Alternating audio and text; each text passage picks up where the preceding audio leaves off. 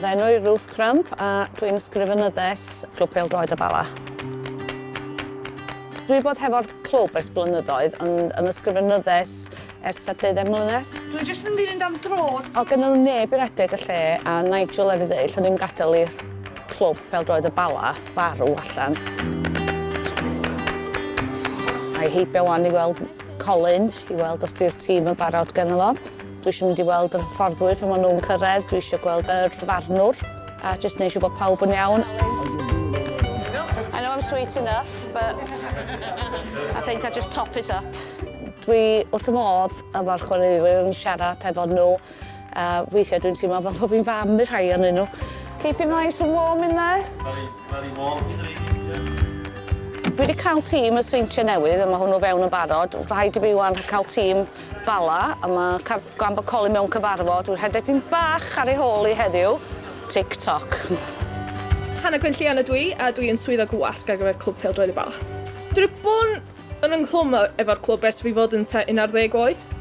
Mae'r swydd yn reit brod lle mae gennau edrych ar ôl y gwefan, wneud rhaglen ar gyfer y gêm.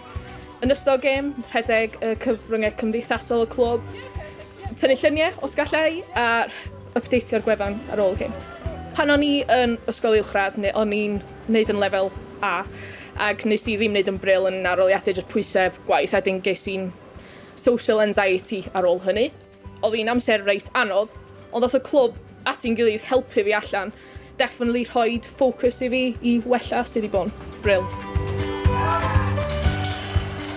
Reit, tîm Bala i fewn yn yr computer rwan. Tîm llwyddiannus gobeithio.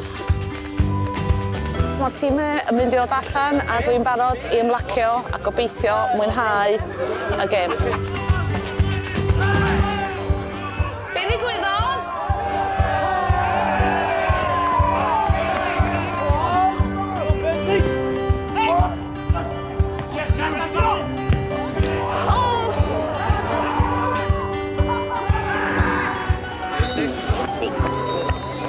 Ar ôl y gêm, dyn ni'n gyfarhoed i fewn bob un cerdyn melyn, bob un cerdyn coch, bob un gol, bob un substitute a pwy sgoriodd a'r sgôr derfynol. Well done, Burnsy. Well done, Mr Captain.